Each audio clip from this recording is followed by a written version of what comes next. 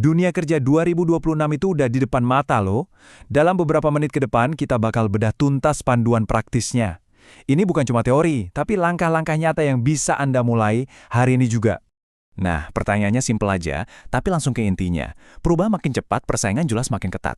Jadi coba deh, kita jujur sama diri sendiri. Udah siap belum kita ngadepin tantangan itu? Ini dia ide utamanya, dan ini adalah pergeseran pola pikir yang penting banget. Di tahun 2026 nanti, udah nggak cukup cuma bilang, saya bisa di CV. Anda harus bisa nunjukin. Bilang bisa desain, ya harus ada bukti desainnya.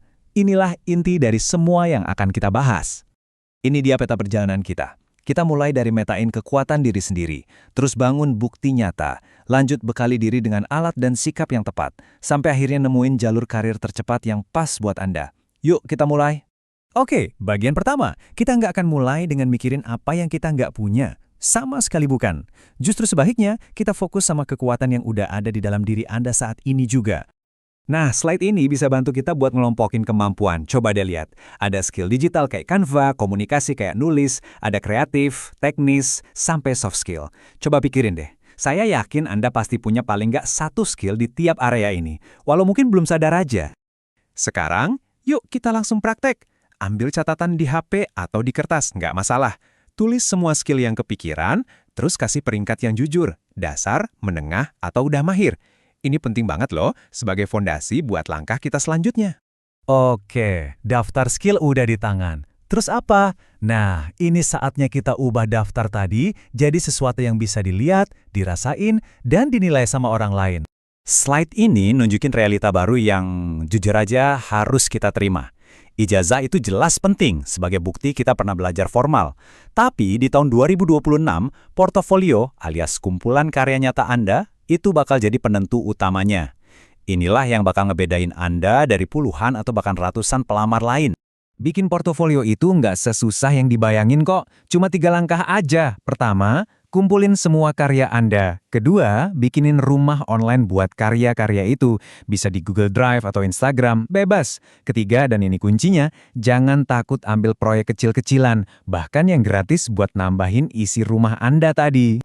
Nah, ini contoh brilian yang bikin semuanya jadi jelas. Bayangin deh, daripada cuma bilang, saya bisa ngedit video, Anda bisa langsung nunjukin dan bilang, ini loh contoh video edukasi yang pernah saya edit. Efeknya jauh lebih kuat kan? Punya bukti karya itu udah keren. Tapi, buat jadi pemenang sejati, Anda butuh kombinasi dari alat yang pas dan, yang lebih penting lagi, sikap yang juara.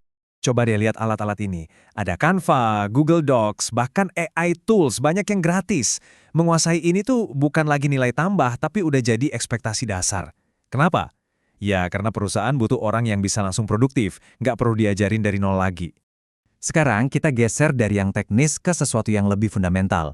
Kutipan ini tuh kayak rahasia umumnya para rekruter.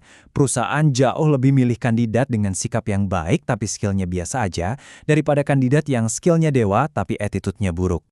Nah, sikap-sikap inilah yang jadi pemenangnya.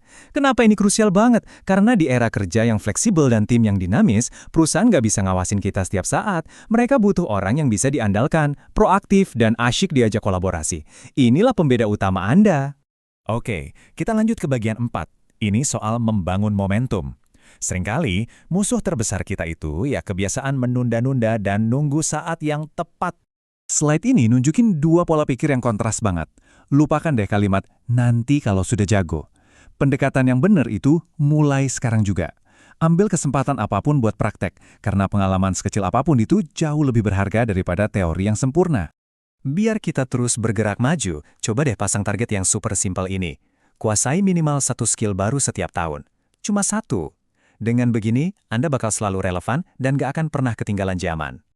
Oke, kita sampai di bagian terakhir dan yang paling praktis. Sekarang, yuk kita sambungin semua titik yang udah kita bahas tadi ke jalur karir yang nyata dan bisa langsung dicoba. Misalnya nih, kalau Anda ngerasa nyaman pakai Canva atau suka bikin konten visual, coba deh lirik jalur ini. Pekerjaan kayak desainer grafis, admin media sosial, atau konten kreator itu cocok banget sama kemampuan Anda. Peluangnya ada di mana-mana. Dan langkah cepat buat mulainya gampang banget. Cukup kumpulin aja 5-10 karya terbaik Anda, terus taruh di satu tempat yang gampang diakses. Dalam sekejap, Anda udah punya portofolio dasar. Simpel kan? Terus gimana kalau kekuatan Anda ada di kata-kata? Kalau Anda suka nulis, ngerangkum, atau bikin caption yang menarik, dunia penulisan konten dan copywriting itu terbuka lebar banget buat Anda. Langkah cepatnya pun sama mudahnya. Tulis beberapa contoh artikel, terus publikasikan secara online. Ini adalah cara termudah dan tercepat buat nunjukin ke dunia apa yang bisa Anda lakukan lewat tulisan. Nah, untuk nemuin jalur terbaik buat Anda, coba jawab 3 pertanyaan ini. Skill apa yang paling sering Anda pakai? Mana yang paling Anda nikmatin saat melakukannya? Dan mana yang udah pernah menghasilkan sesuatu, sekecil apapun itu? Pertemuan dari ketiga jawaban itu adalah petunjuk emas untuk karir Anda. Jadi, setelah semua ini, kita kembali ke satu titik yang paling penting, aksi. Pertanyaannya bukan lagi, apa yang harus saya lakukan nanti? Tapi, satu skill baru apa yang akan Anda pelajari? Atau satu karya apa yang akan Anda buat mulai hari ini? Keputusan itu ada di tangan Anda.